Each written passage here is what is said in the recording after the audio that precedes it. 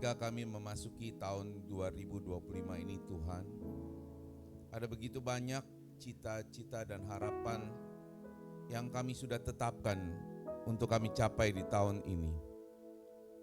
Dan kami percaya bahwa Engkau yang akan menolong, memberikan jalan keluar, dan memampukan kami untuk mewujudkan semua cita dan harapan kami itu.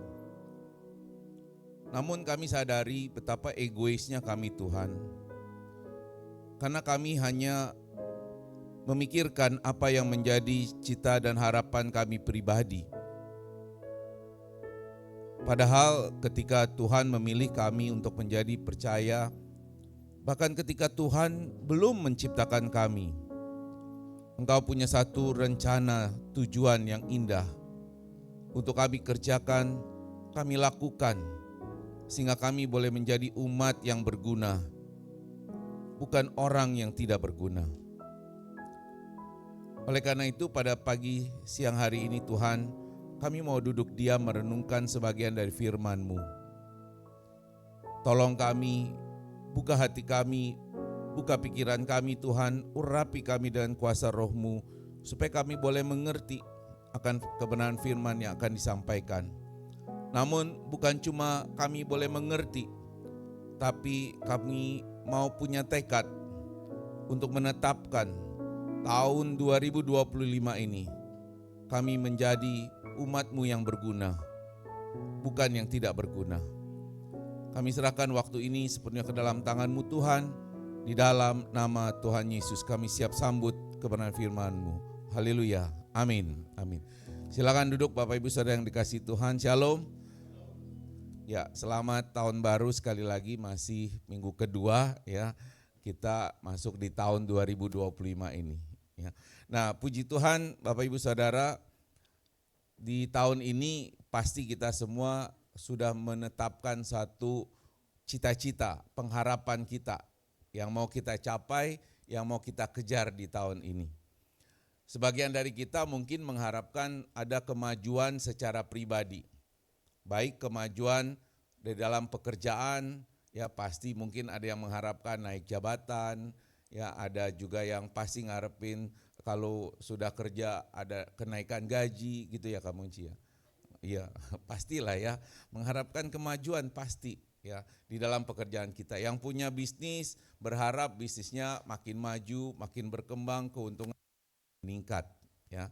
Nah, juga mungkin bagi kita secara pribadi punya satu tekad nih, kalau tahun ini mau ngatur keuangannya lebih baik lagi ya, karena mungkin tahun lalu agak kurang teratur keuangannya.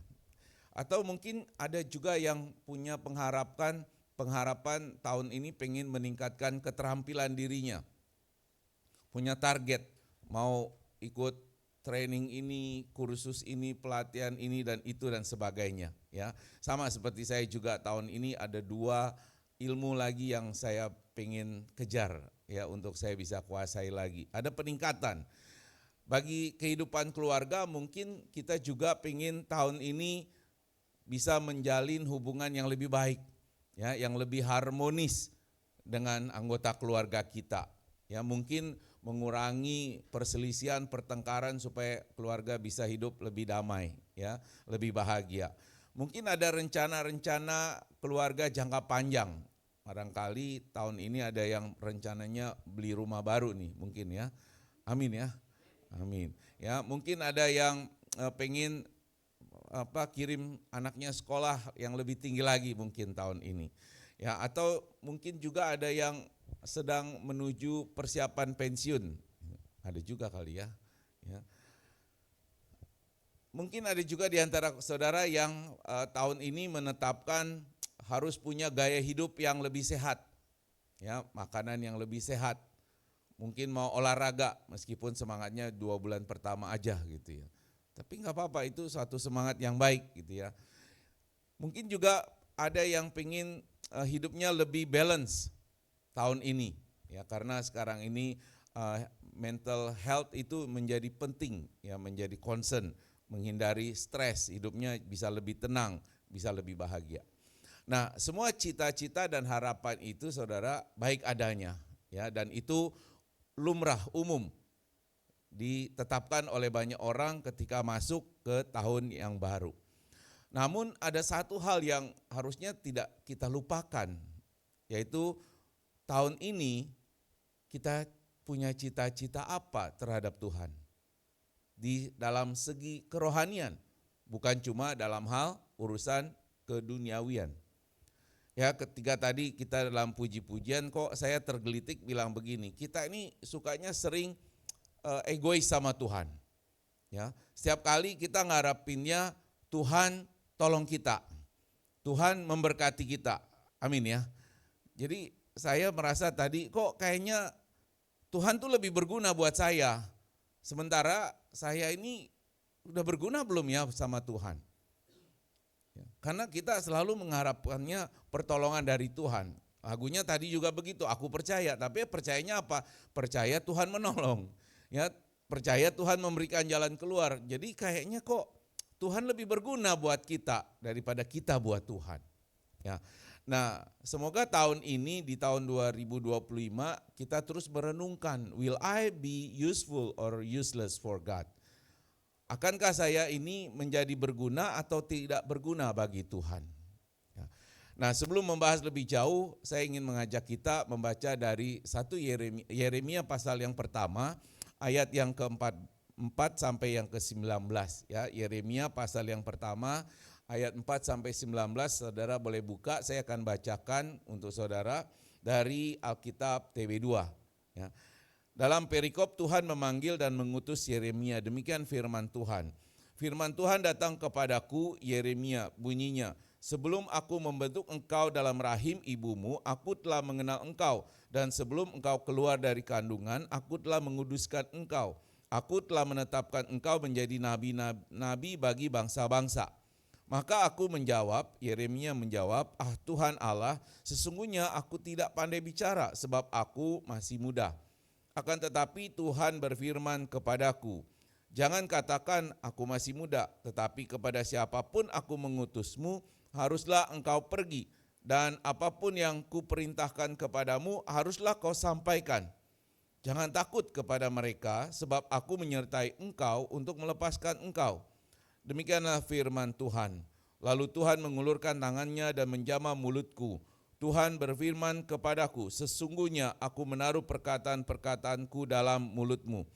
Ketahuilah pada hari ini aku mengangkat engkau atas bangsa-bangsa dan atas kerajaan-kerajaan untuk mencabut dan merobohkan, untuk membinasakan dan meruntuhkan, untuk membangun dan menanam. Sesudah itu firman Tuhan datang kepadaku bunyinya, apakah yang kau lihat hai Yeremia? Jawabku, aku melihat sebatang dahan pohon badam. Lalu firman Tuhan kepadaku, engkau melihat dengan benar, sebab aku siap sedia untuk melaksanakan firman-Ku. Firman Tuhan datang kepadaku untuk kedua kalinya, apakah yang kau lihat? Jawabku, aku melihat sebuah kuali yang mendidih, datangnya dari sebelah utara. Lalu firman Tuhan kepadaku bunyinya, dari utara akan merebak malapetaka atas seluruh penduduk negeri ini. Sebab sesungguhnya aku memanggil semua suku, bangsa dan kerajaan-kerajaan utara. Demikianlah firman Tuhan. Mereka akan datang dan masing-masing mendirikan tahtanya di pintu-pintu masuk gerbang Yerusalem, dekat sebuah tembok di sekelilingnya dan dekat segala kota Yehuda. Aku akan menyatakan hukumku atas mereka karena segala kejahatan mereka. Mereka telah meninggalkan aku dengan membakar kurban kepada ilah lain dan sujud menyembah buatan tangannya. Akan tetapi engkau, ikatlah pinggangmu dan segeralah sampaikan kepada mereka segala yang kuperintahkan kepadamu. Jangan gentar terhadap mereka, supaya jangan engkau kubuat gentar di hadapan mereka. Adapun aku sesungguhnya pada hari ini akan membuat engkau menjadi kota berkubu, menjadi tiang besi dan menjadi tembok tembaga, melawan seluruh negeri ini, menentang raja-raja Yehuda dan pemuka-pemukanya, menentang para imamnya dan rakyat negeri ini. Mereka akan memerangi engkau tetapi tidak akan mengalahkan engkau, sebab aku menyertai engkau untuk melepaskan engkau. Demikianlah firman Tuhan. Amin. Bapak Ibu Saudara, Yesus berkata yang berbahagia ialah kita yang selalu membaca, merenungkan dan melakukan firman Tuhan. Haleluya. Nah, Bapak Ibu Saudara yang dikasihi oleh Tuhan, di dunia kerja, di tempat saya melayani, dalam mengelola sumber daya manusia itu, seorang profesional HR biasanya, dan di tempat saya juga, selalu membuat satu namanya talent mapping atau pemetaan para talent. Ya, karyawan-karyawan yang punya potensi dan prestasi yang baik. Nah, untuk kemudian dibuatlah suatu program pengembangan dari karyawan tersebut. Nah, teori yang biasa saya gunakan itu disebut dengan teori 9 box. Ya, mungkin ada yang pernah dengar teori 9 box. Di mana dari sejumlah karyawan itu dilakukan assessment, diukur dari potensinya, dari prestasinya. Ya, potensinya dan prestasinya. Kalau dia punya potensi tinggi dan prestasi tinggi, inilah biasanya talent yang kita cari, yang akan kemudian direncanakan untuk mendapatkan promosi-promosi. Nah, dalam konteks rohani, saya juga ingin menggunakan teori 9 box ini untuk kita bisa belajar tentang diri kita. Ya, ada sumbu X yang saya taruh di situ adalah talent. Ya, yang bagian bawahnya adalah komitmen. Ya, talent dan komitmen. Ya, talent itu adalah talenta, ya. Komitmen itu ya komitmen lah, ya. Nah, jadi dari 9 box ini kita bisa melihat begini bacanya. Kalau ada orang yang punya talentanya tinggi, high, di atas itu ya, yang warnanya merah itu. Nah, itu adalah orang-orang yang punya karunia talenta yang tinggi. Sementara kalau dia punya komitmen yang tinggi, maka dia akan masuk kategori yang namanya star, ya, star atau bintang di dalam pelayanan. Karena talentanya tinggi, kemudian dia punya komitmen yang tinggi. Nah, biasanya misalnya begini, seorang pemusik nih seperti adik-adik ya, pemusik punya bakat, ya, dan sangat rajin untuk latihan, ya, sebelum ibadah latihan, secara rutin latihan, datangnya tepat waktu, dan selalu bersedia melayani dalam ibadah-ibadah, ya, tanpa pernah menolak pelayanan. Nah, ini dikategorikan adalah star, ya, bintang dalam pelayanan. Nah, sebaliknya bergeser ke kiri itu ada yang namanya orang yang punya talenta tinggi, tetapi komitmennya sedang-sedang, ya, komitmennya tidak tinggi. Misalnya saja seorang penyanyi yang berbakat, ya, tapi aktifnya hanya saat diminta untuk pelayanan atau kalau ada jadwal-jadwal khusus, misalnya Natalan, ya, dan seterusnya. Tapi di luar itu selalu menghindar. Ya, apalagi kalau nggak diminta langsung sama Pak Gembalanya, biasanya nggak pengen gitu. Ya, ini satu contoh. Ya. Geser lagi ke kiri, ini adalah orang yang punya talentanya tinggi, tetapi komitmennya untuk pelayanan itu rendah. Nah, saya biasanya memberi julukan ini orang-orang enigma. Ya, enigma itu dalam bahasa Yunaninya enigma, yang artinya penuh misteri, ya, penuh teka-teki. Kok ada orang yang punya talenta tinggi tapi nggak ada komitmen untuk pelayanan. Nah, ini kan penuh misterius ya. Mungkin dia karena pernah kecewa, pernah kepahitan, atau mungkin memang orangnya males, ya, itu orang-orang enigma. Ya. Nah, sementara baris yang tengah itu orang-orang yang, ya, kalau kita lihat yang paling kanan, talentanya sedang-sedang aja, tapi komitmen pelayanannya sangat tinggi, ya, pelayanan sangat tinggi. Nah, ini mungkin jemaat yang suaranya juga nggak bagus-bagus amat, tapi selalu bersedia untuk melayani, ya, punya semangat yang tinggi untuk melayani. Ya, ada banyak orang kadang-kadang merasa suaranya nggak bagus, terus jadinya nggak mau melayani. Itu berarti dia talentanya sedang, tapi komitmennya rendah gitu. Ya, nah ini orang-orang yang inkonsisten disebutnya, ya, bisa berubah-berubah.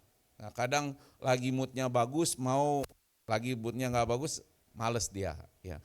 Nah, ada juga yang mungkin talentanya sedang-sedang aja, komitmennya juga sedang-sedang saja. Nah, ini orang atau jemaat yang biasanya cuman, ya, jadi tim usher aja lah ya. Ya kadang-kadang hadir kalau memang lagi tugas, kalau nggak tugas ya di rumah aja gitu kan. Ya sedang-sedang aja. Kayaknya ada yang senyum-senyum mulai agak kesinggung nih ya kayaknya. Ya ada juga orang yang talentanya kecil, rendah gitu. Tapi dia punya komitmen yang tinggi. Ya, komitmen untuk pelayanan yang tinggi. Ya misalnya lah seorang lansia yang mungkin udah tenaganya udah nggak banyak, tapi dia punya semangat untuk melayani. Ya, hadir misalnya di dalam jam doa, selalu mendoakan pelayanan dan seterusnya ya. Atau seperti Oma Ana itu kan semangatnya tinggi ya, tiap pagi kirimin renungan. Pada terima kan ya? Amin ya. Ya ini tapi komitmennya luar biasa ya, kita harus mencontoh itu ya, komitmen tinggi. Ada orang yang talentanya sedang rendah, tapi udah talentanya rendah, komitmennya juga rendah, sedang lah, bukan rendah, sedang. Ya kadang-kadang mut-mutan gitu. Nah ini orang-orang yang ya mau melayani tapi nggak punya talentanya, dia merasa nggak punya talenta dan ya semangatnya berubah-berubah. Ya. Nah yang paling problem, saya kasih warna hitam kotaknya itu adalah orang yang talentanya rendah, komitmennya juga rendah. Nah kalau saya sebut ini adalah deadwood, ya. Kalau deadwood itu artinya apa ya saudara?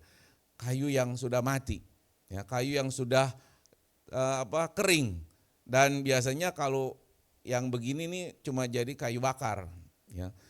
Nah ini adalah orang yang merasa nggak punya talenta, nggak mau juga melayani. Ya. Jadi ya kita tahulah ya orang ini cuma mungkin datang ibadah, habis itu selesai pulang, ya besok kerja dan seterusnya tanpa ada satu semangat untuk melayani. Ya. Nah pertanyaan begini, coba kita menelaah diri kita nih masing-masing.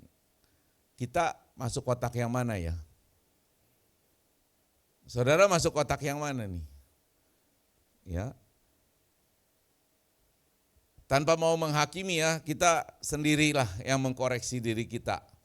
Tapi saya percaya kita semua pasti punya keinginan untuk menjadi star. Wah enggak ada yang amin ya. Kita semua ingin menjadi star. Amin. Ya di dalam pelayanan, karena inilah yang akan jadi berguna bagi Tuhan. Ya. Tapi Pak saya talentanya enggak banyak ya Pak. Enggak ada masalah. Karena talenta itu adalah karunia dari Tuhan. Yang bawa adalah komitmen. Ya, komitmen. Komitmen dari siapa saudara? Diri kita. Talenta itu dari Tuhan, komitmen adalah dari diri kita. Nah, Tuhan minta kita cuma komitmen. Kenapa? Karena talenta itu adalah anugerah dari Tuhan. Nah, sehingga kalau kita bilang mau menjadi berguna bagi Tuhan, maka kita perlu satu. Tuhan memerlukan satu hal dari kita, yaitu apa? Komitmen. Ya, komitmen. Nah, jadi apa artinya berguna bagi Tuhan, saudara? Ya, berguna bagi Tuhan itu berarti, ini saya terusin ya, nanti kalau mau saudara foto dulu lah. Ya, berguna bagi Tuhan itu berarti kita membawa dampak positif. Ya, berguna bagi Tuhan itu berarti kita membawa dampak positif. Kita memberikan kontribusi untuk kerajaan Allah. Dan kita bisa menjadi berkat bagi sesama kita.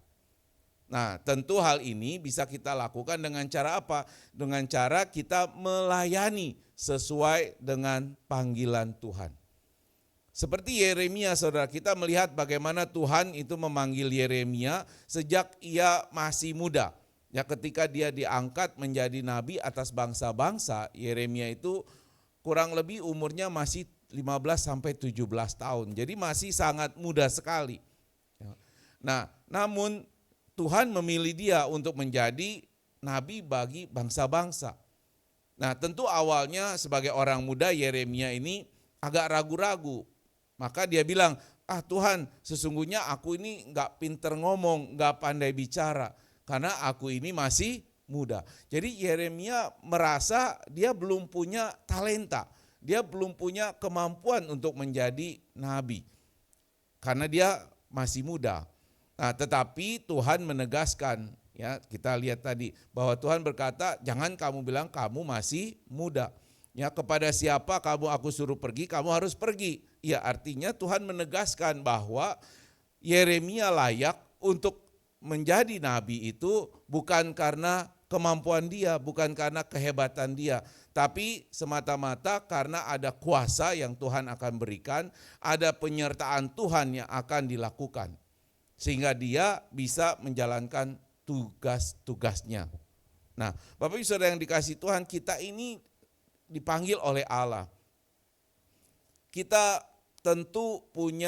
Allah tentu punya satu tujuan tertentu atas diri kita, atas kehidupan kita. Dan Tuhan tentu mau kita melayani Dia. Ada amin saudara.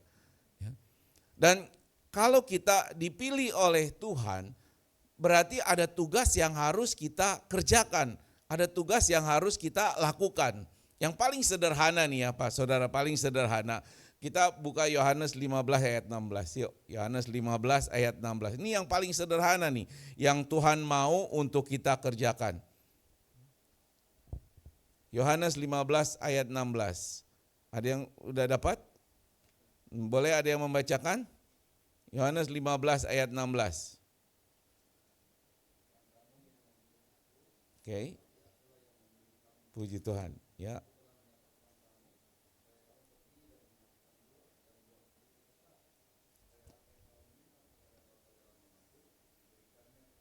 Amin. Tambah 17 Bang.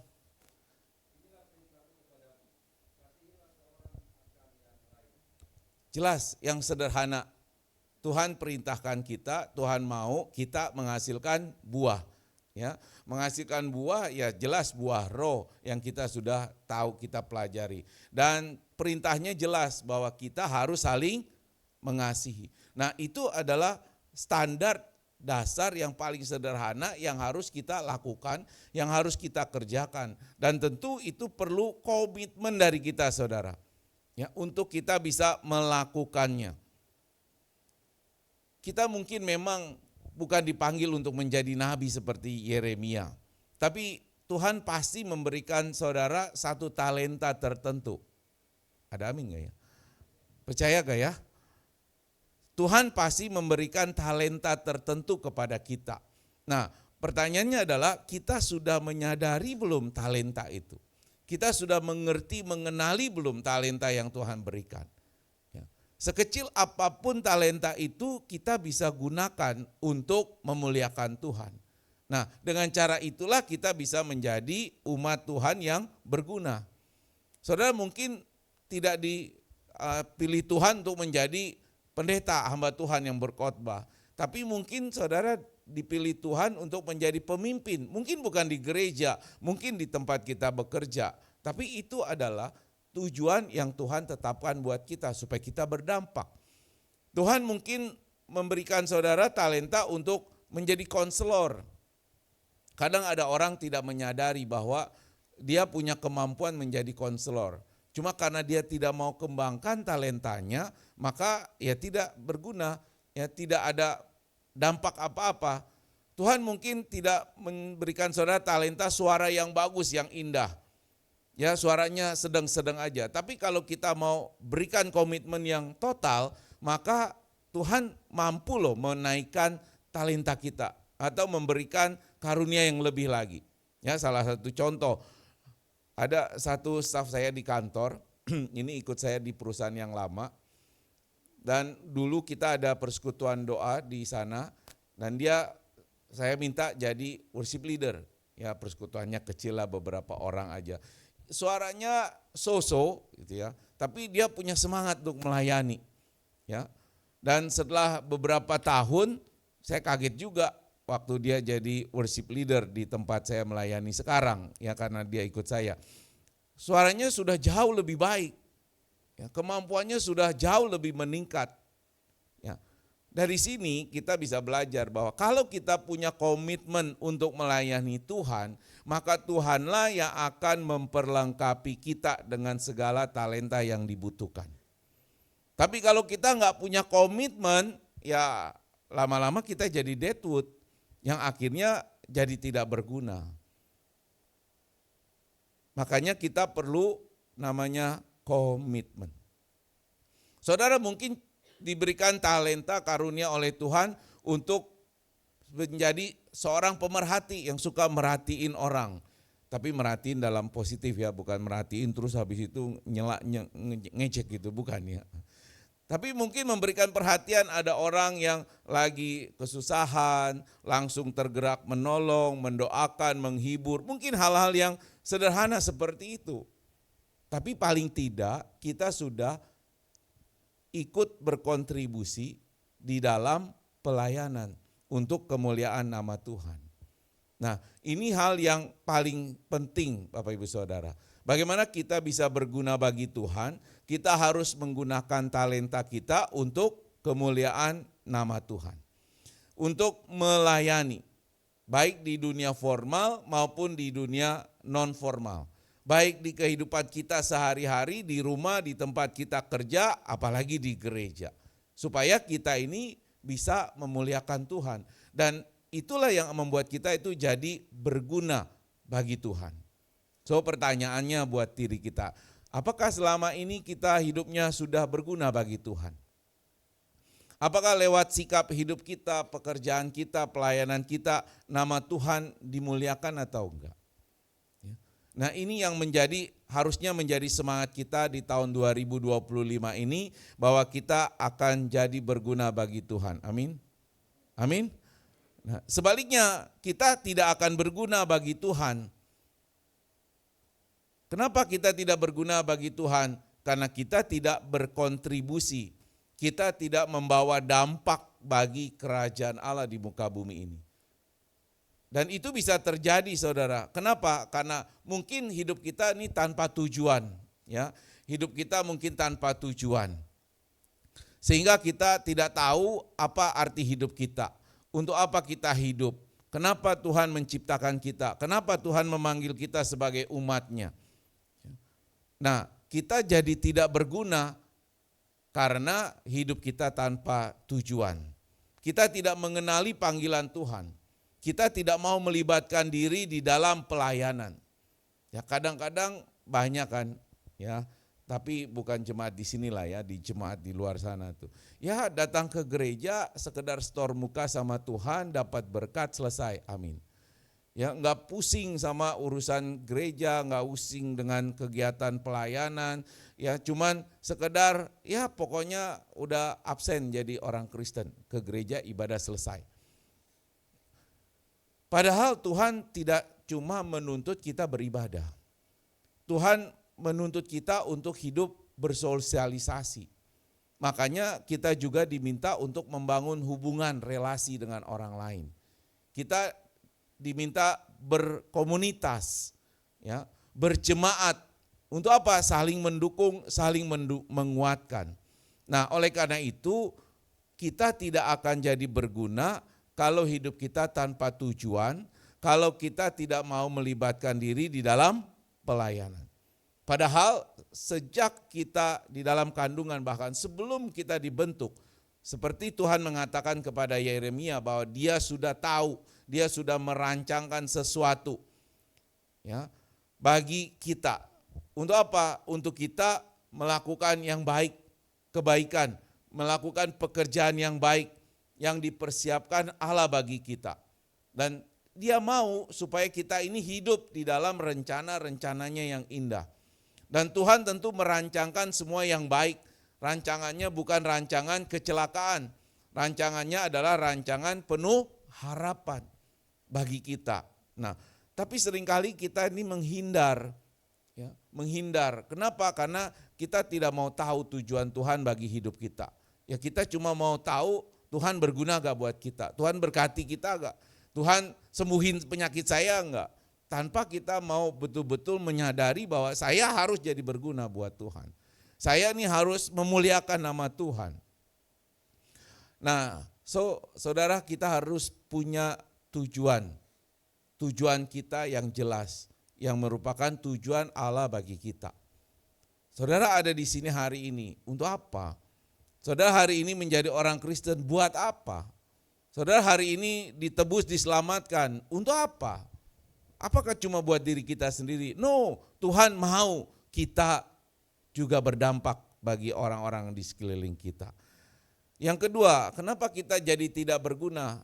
Balik lagi tadi, bahwa kita sering mementingkan diri kita sendiri, saudara. Ya, ketika kita hidup hanya fokusnya pada ambisi kita pribadi, ya pokoknya saya mau punya cita-cita ini, usaha saya harus Tuhan berkati, ya kalau enggak Tuhan berkati Tuhan berarti saya marah sama Tuhan, tinggalin Tuhan. Kalau saya sakit Tuhan harus sembuhin, kalau enggak sembuhin saya kecewa sama Tuhan. Nah, banyak orang hanya memuaskan kepentingan diri sendiri. Hanya pengen ambisi pribadinya itu yang dilayani oleh Tuhan. Bukankah harusnya kita melayani Tuhan, bukan Tuhan melayani kita? Ya. Kita ini hamba, kita ini kacung. Jadi kita harus melayani Tuhan kita, supaya kita ini jadi umat yang berguna, Bapak Ibu Saudara. Filipi 2 ayat 34 bilang begini, dengan tidak mencari kepentingan diri sendiri atau pujian yang sia-sia, sebaliknya hendaklah dengan rendah hati yang seorang menganggap yang lain lebih utama dari dirinya sendiri. Dan janganlah tiap-tiap orang hanya memperhatikan kepentingannya sendiri, tetapi kepentingan orang lain juga. So artinya ketika kita berjemaat, kita juga harus saling memperhatikan. Itu adalah bentuk pelayanan yang paling sederhana. Jadi kalau datang ibadah terus selesai pulang kabur gitu ya, kayaknya egois banget sih. Semoga enggak tersinggung. Jadi hidup kita jangan hanya berpusat pada diri kita sendiri, saudara. Karena itu bertentangan dengan panggilan Tuhan untuk kita bisa melayani sesama kita.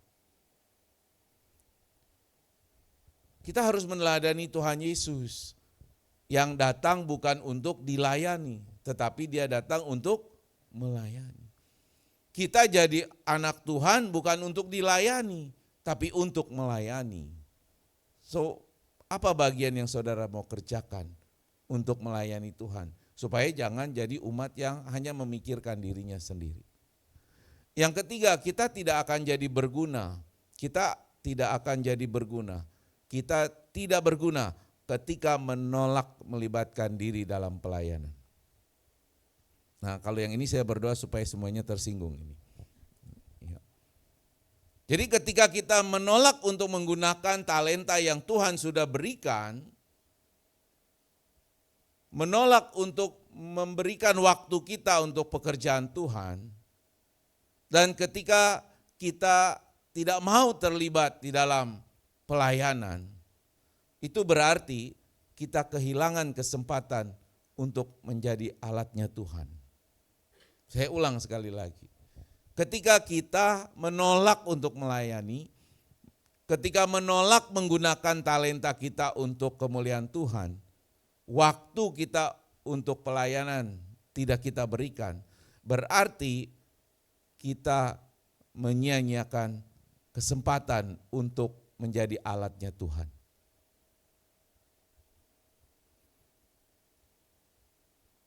Sehingga harusnya kita selalu siap sedia untuk melayani, sekecil apapun. Jadi kalau next time diminta jadi ketua panitia Natal, gak boleh nolak. Amin. Yang amin ya Pak Gembala. Yang lain kayaknya siap-siap menolak ya. Ketika diminta untuk kesaksian pujian, gak boleh nolak. Ketika kita diminta aktif, gak boleh nolak. Karena saudara akan kehilangan kesempatan untuk menjadi alatnya Tuhan. Ya. Jangan kita cuma nyanyi, jadikan aku rumah doa, ya, perlengkapan, perhiasan Allah. Aduh, tapi nggak mau melayani. Ya, ini susah nih.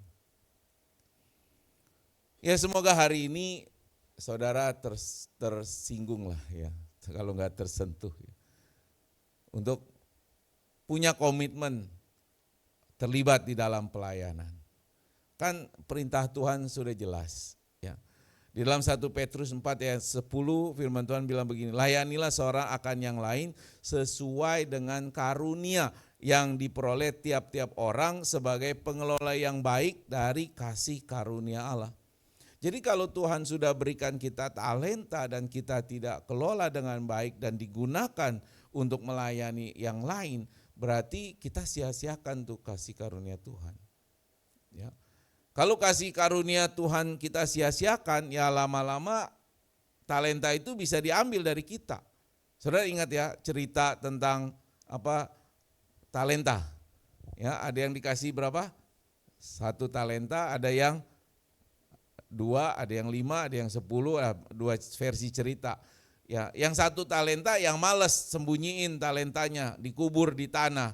Waktu tuannya datang dia marah, kenapa kamu enggak kembangkan talenta itu? Ya, terakhir diambil talentanya, kasih kepada yang punya 10 talenta. Jadi kalau talenta Tuhan sudah berikan kepada kita, tidak kita manfaatkan, diambil dari kita, benar-benar kita akan jadi deadwood. Kalau sudah jadi deadwood, ranting yang kering cuma bisa dipotong dan dibakar. Saya percaya saudara nggak pingin jadi deadwood. Ya, saya percaya saudara semua ingin melayani Tuhan. Amin. Oh, aminnya sama Tuhan loh, bukan sama saya. Jadi kalau besok nggak melayani, ya siap-siap aja. Ya. Jadi saudara, setiap orang diberi talenta untuk dipakai dalam pelayanan. Jangan kita menolak melibatkan diri yang berarti menyanyiakan anugerah dari Tuhan. Dan Tuhan menghendaki kita itu menjadi hamba yang rajin, bukan hamba yang malas, bukan hamba yang jahat, bukan cuma malas tapi juga jahat. Tuhan bilang, kalau talenta yang sudah diberikan itu tidak kita gunakan dengan sebaik-baiknya. Nah, mari di tahun 2025 ini saya mengajak kita semua untuk menjadi hamba yang berguna bagi Tuhan, bagi Tuhan di tahun 2025 ini. Caranya bagaimana? Ya sederhana, ya balik lagi terlibat di dalam pelayanan. Di dalam hal yang sekecil apapun, pelayanan yang paling kecil, sekedar jadi usher, atau sekedar datang lebih awal duduk di situ diam-diam berdoa untuk ibadah kita. Mungkin gak ada yang tahu, tapi Tuhan tahu loh. Amin. Ya.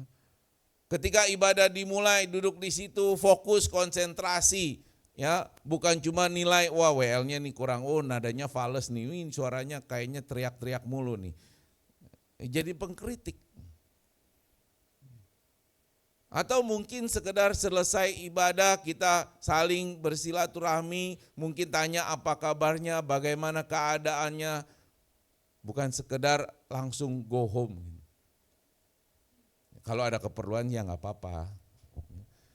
Tapi bolehkah kita menjadi jemaat yang lebih saling memperhatikan satu yang lain? Bukan memperhatikan kejelekannya, kemudian digosipin. Tapi betul-betul saling memperhatikan, saling support, saling dukung. Saya selalu bersyukur enggak pernah diundang ke gereja yang mega church. Ya. Pengen, kayaknya belum tentu. Karena belum tentu juga diundang soalnya kan. Ya. Tapi saya bersyukur untuk gereja-gereja yang kecil. Bahkan ketika kemarin hari Sabtu melayani di PD Anugerah itu luar biasa bersyukurnya. Kita ibadah 2,5 jam. Ya, begitu dibuka ruang kesaksian ada aja yang maju. Ya nyanyilah, ceritalah, jogetlah. Dan sekedar informasi udah ada penggantinya Pak Urip, udah ada. Yang lebih hot jogetnya. Ada di sana ya. Ini jemaat baru luar biasa. Ya, jadi mereka penuh sukacita. Ya, mereka begitu happy. Diminta kesaksian langsung maju. Kalau enggak direm-rem semuanya maju. Ya. Tapi mereka semangat saudara, semangat. Ya semangat.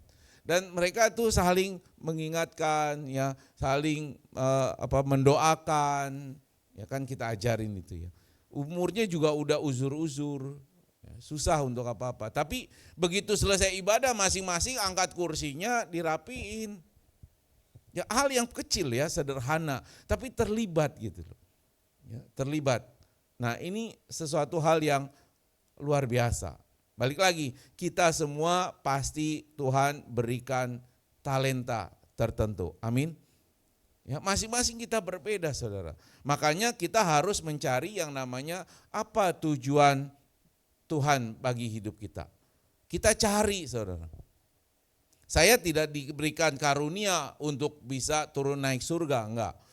Saya enggak dikasih karunia untuk misalnya bisa mendoakan minyak urapan terus habis itu mobil mogok bisa jalan. Saya enggak ada karunia itu. Saya enggak ada karunia untuk ngusir roh jahat, enggak ada. Saya enggak ada karunia yang aneh-aneh. Tapi saya tahu karunia saya adalah untuk mengajar. Ya, karunia saya adalah untuk mengajar. Nah, jadi saudara perlu luangkan waktu nih. Luangkan waktu untuk berdoa, merenungkan bagaimana Tuhan ingin pakai hidup saudara. Di tahun 2025 ini lebih lagi khususnya bagaimana Tuhan mau memakai hidup saudara untuk menjadi alatnya. Dan ini yang harus kita renungkan Bapak Ibu Saudara. Ya. Tanpa bermaksud untuk menyombongkan diri, kadang-kadang kita nggak sadar bahwa sikap kita, ya perilaku kita itu diteladani oleh orang lain. Baru-baru ini ada seorang CEO di tempat saya melayani, CEO ya, wah dia show tunjukin ke saya seorang CEO nih, ya dia jadi WL, ya dia jadi WL. Saya tahu dia memang aktif. Terus saya tanya luar biasa Pak, ya, ya tapi saya gini nih gara-gara Pak Yosua. Oh, kok gara-gara saya? Iya, saya lihat Bapak tuh pelayanan luar biasa. Jadi saya semangat mau melayani.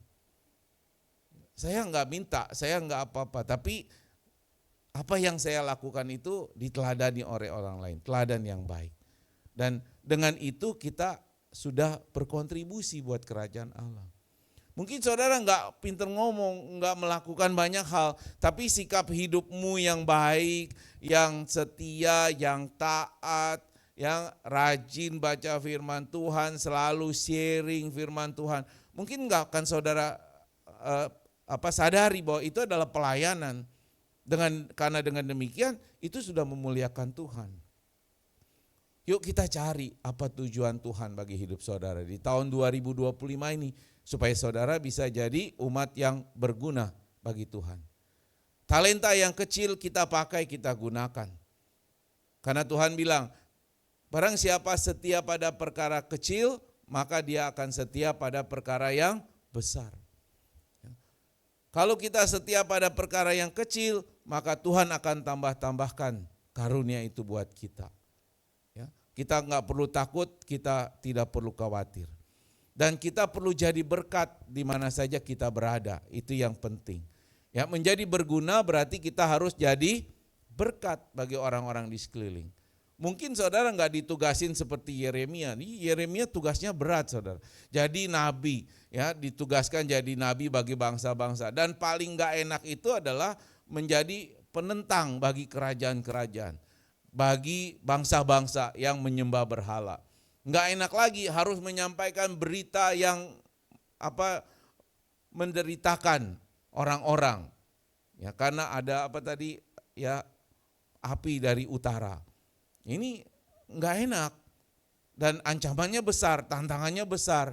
Tapi Tuhan bilang, gak usah takut, gak usah khawatir. Karena aku menyertai kamu. Jadi kalau kita mau melayani, mau melakukan tugas pelayanan kita, gak usah takut. Karena Tuhan akan menyertai. Ya, kemarin di PD Anugerah juga gitu, ada yang joget-joget, ini jemaat baru ya, datang udah joget semangat-mangat, ada yang nyelutuk, kayak ondel-ondel. Ya. Terus saya kuatkan dia, gak usah takut, biarin aja orang bilang kayak ondel-ondel. Ya, yang penting orang senang, Tuhan disenangkan. sukacita. Nah, mungkin kita nggak akan mengalami tantangan seperti Yeremia. Yang penting adalah kita punya keberanian untuk melayani Tuhan. Ada amin? Kita harus punya keberanian, ya. Jangan kita jemu untuk pelayanan Bapak Ibu Saudara. Jangan kita jemu untuk berbuat baik. Karena kita ini harus jadi star bagi Tuhan. Kalau kita lihat bintang di langit, apakah bintang itu mengeluarkan cahaya? Pengetahuan di kita ya. Bintang di langit apakah mengeluarkan cahaya? Tidak, dia hanya memantulkan cahaya matahari. Ketika kita bercahaya, apakah kita bercahaya karena kita hebat? No, kita hanya memancarkan kasih-Nya Tuhan. Ya, kasih-Nya Tuhan. Jadi mari kita jadi bintang. Kita menerangi orang-orang di sekeliling kita, ya. Kita terlibat di dalam pelayanan, kita mencari tujuan-tujuan Tuhan atas hidup kita, dan kita bisa jadi berkat bagi orang-orang di sekeliling kita. So hari ini sekali lagi Tuhan minta saudara untuk menjadi star. Ada amin? Star bagi Tuhan yang berguna, memberikan kontribusi di dalam pelayanan, di dalam kerajaan Allah. Dan Tuhan cuma minta satu hal dari saudara, yaitu apa? Komitmen. Ya, komitmen. Mungkin saudara tidak ada kemampuan yang cukup untuk panggilan-panggilan atau pelayanan-pelayanan yang besar. Ya, gak usah ragu-ragu. Karena percaya Tuhan akan memperlengkapi saudara lebih lagi. Ya, anak-anak muda yang sudah hebat-hebat main musik, setia dalam pelayanan, dan Tuhan akan berikan talenta yang lebih lagi buat saudara. Amin ya. Jadi pakai talenta itu untuk melayani Tuhan. Saudara mungkin yang suaranya pas-pasan, setia melayani Tuhan. Bukan mustahil Tuhan akan berikan kemampuan itu, meningkatkan kemampuan saudara. Karena Tuhan mau pakai saudara lebih dahsyat lagi. Ya, yang penting adalah apa? Komitmen. Komitmen itu bicara tentang kesediaan, tidak pernah menolak, keteguhan. Komitmen bicara tentang pegang janji, penuh tanggung jawab. Jadi kalau udah pelayanan, tanggung jawab, bertanggung jawab. Waktunya latihan, latihan, bertanggung jawab. Banyak masalah, banyak kesulitan, banyak tantangan, tetap dijalani, ditekuni. Itulah komitmen, saudara. Ya, komitmen itu mencerminkan apa? Dedikasi, mencerminkan loyalitas, integritas dalam menjalankan apa yang Tuhan sudah rencanakan dan tetapkan buat kita. Dan komitmen itulah yang menjadi landasan bagi yang utama untuk kita mencapai tujuannya Tuhan atas hidup kita. Ya, membangun kepercayaan iman kita, menciptakan keberlanjutan dalam hubungan kita dengan Tuhan. Dan komitmen juga itu menunjukkan tekad yang terus berkembang, menjaga konsistensi, sehingga kita bisa berdampak positif bagi semua orang, terutama di dalam komunitas jemaat kita di sini. Komitmen menunjukkan kesetiaan. Kalau saudara mau setia pada Tuhan, pegang komitmenmu. Komitmen menyatakan loyalitas. Komitmen adalah bentuk pernyataan iman kita kepada Tuhan. Sebagai penutup, pertanyaan buat kita semua. Maukah hari ini saudara berkomitmen untuk menjadi umat yang useful bagi Tuhan? Atau saudara lebih suka jadi deadwood?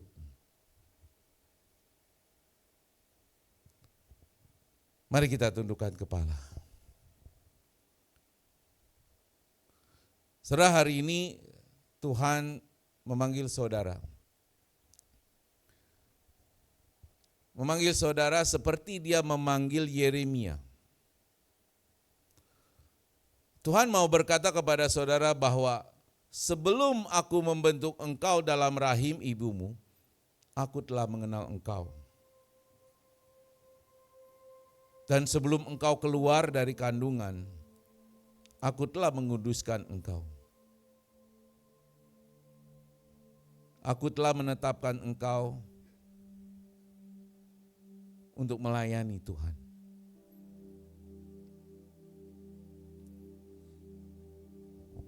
Saudara, menjadi umat Tuhan ketika kita dipilih untuk diselamatkan dan diberikan karunia keselamatan karena Tuhan menebus dosa-dosa kita di atas kayu salib. Bukan kebetulan saudara dipilih. Bukan hanya hidupmu untuk diberkati oleh Tuhan, tapi ada tujuan, ada maksud Tuhan atas kehidupanmu.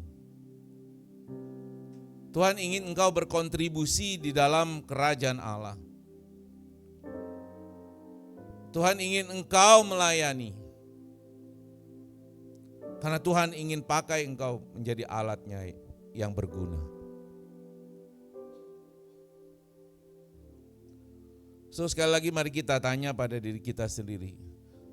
Maukah saudara melayani Tuhan sehingga menjadi umat Tuhan yang berguna? Menjadi bintang pelayanan. Atau saudara akan tetap puas menjadi umat deadwood yang tidak berguna bagi Tuhan. Yang hanya memikirkan kepentingannya diri sendiri. Yang selalu menolak untuk melayani. Yang tidak mau berkontribusi di dalam pelayanan kerajaan Allah. So saya kasih waktu 1-2 menit saudara berdoa pribadi kepada Tuhan.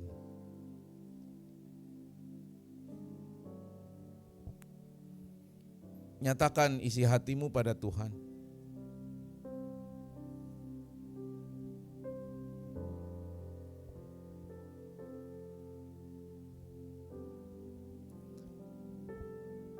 Jika ternyata engkau mau berkomitmen di dalam pelayanan, dengan sikap tetap berdoa, saudara boleh taruh tangan kiri saudara di dada.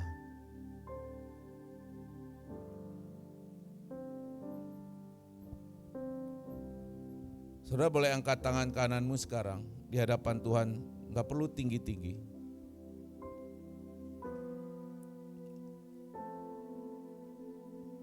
Yuk sama-sama katakan, Tuhan, ini aku. Aku mau jadi berguna bagi Tuhan.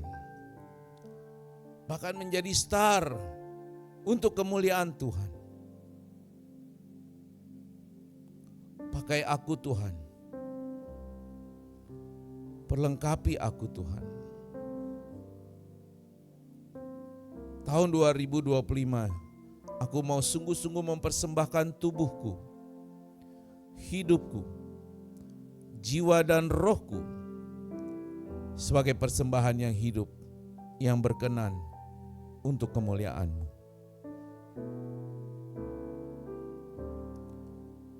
Terima kasih Tuhan, karena kasih karunia-Mu, anugerah-Mu.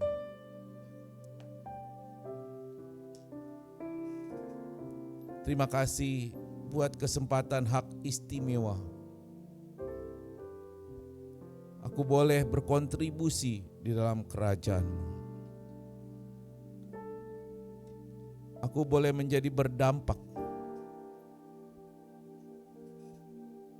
Dan aku percaya, sungguh ku percaya, bahwa aku akan menjadi alat-Mu yang berguna. Terima kasih Bapa buat firman-Mu pada pagi siang hari ini. Segala puji, hormat, kemuliaan hanya bagi Tuhan. Haleluya. Amin.